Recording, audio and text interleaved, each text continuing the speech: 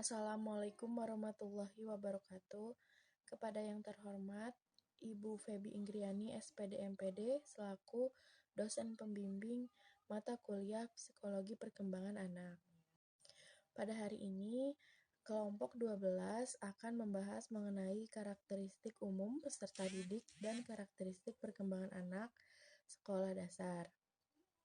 Sebelum mulai ke materi, saya akan memperkenalkan kelompok 12. Yang pertama ada Nadia Maharani Putri dengan NPM 205060148. Lalu ada Sekar Nurul Aini Rahmawati dengan NPM 205060145. Dan yang terakhir ada Rizky Fadilah dengan NPM 205060149. Untuk mempersingkat waktu, mari kita mulai. Apa itu karakteristik peserta didik? Karakteristik berasal dari kata karakter yang berarti ciri, tabiat, watak, dan kebiasaan yang dimiliki oleh seseorang yang sifatnya relatif tetap. Karakteristik peserta didik dapat diartikan keseluruhan pola kelakuan atau kemampuan yang dimiliki peserta didik sebagai hasil dari pembawaan dan lingkungan, sehingga menentukan aktivitasnya dalam mencapai cita-cita atau tujuannya. Selanjutnya, apa saja karakteristik perkembangan peserta didik? Yang pertama ada etnik. Etnik adalah sesuatu yang bertalian dengan kelompok sosial dalam sistem sosial atau kebudayaan yang mempunyai arti atau kedudukan tertentu karena keturunan, adat, agama, bahasa, dan sebagainya. Yang kedua ada kultur. Budaya yang ada di masyarakat kita sangatlah beragam, seperti kesenian, kepercayaan, norma kebiasaan, dan adat istiadat. Peserta didik yang kita hadapi mungkin berasal dari berbagai daerah yang tentunya memiliki budaya yang berbeda-beda, sehingga kelas yang kita hadapi kelas yang multikultural. Selanjutnya, status sosial. Peserta didik dengan bervariasi status ekonomi dan sosialnya menyatu untuk saling berinteraksi dan saling melakukan proses pembelajaran. Perbedaan ini hendaknya tidak menjadi penghambat dalam melakukan proses pembelajaran. Selanjutnya yaitu minat.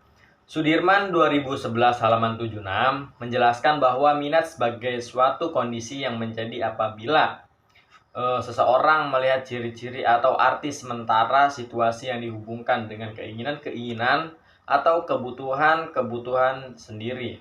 Oleh karena itu, apa yang dilihat seseorang sudah tentu akan membangkitkan minatnya. Sejauh apa yang dilihat itu mempunyai hubungan dengan kepentingan orang tersebut. Cara memahami karakteristik peserta didik. Di balik karakteristik siswa yang beraneka ragam, mengetahui karakter mereka akan menjadi keuntungan sendiri bagi guru yang mengajar. Beberapa cara ditemukan untuk memahami karakteristik peserta didik yaitu sebagai berikut. Yang pertama ada mengamati siswa selama proses belajar mengajar. Yang kedua, ada kenali jenis temperamen siswa. Yang ketiga, cobalah masuk ke dunia siswa.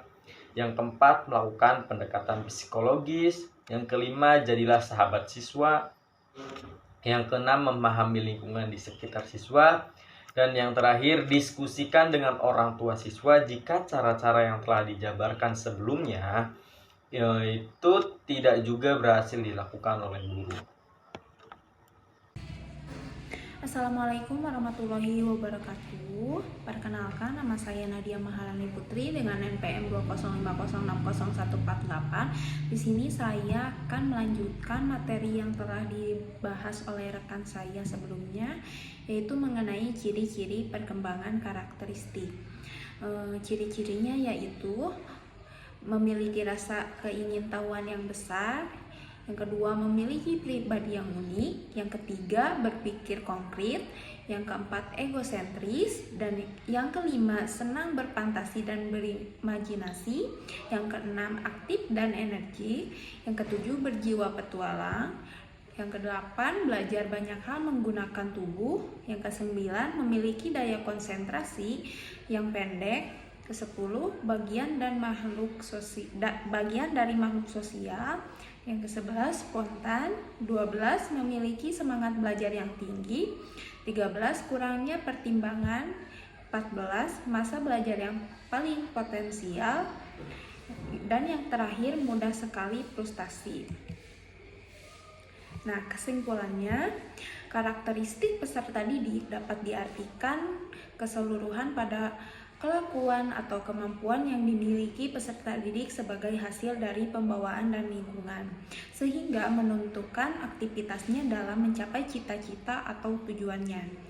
Karakteristik peserta didik adalah salah satu variabel dalam desain pembelajaran yang biasanya didefinisikan sebagai latar belakang pengalaman yang dimiliki oleh peserta didik, termasuk aspek-aspek lain yang ada pada diri mereka seperti kemampuan umum, ekspektasi terhadap pembelajaran, dan ciri-ciri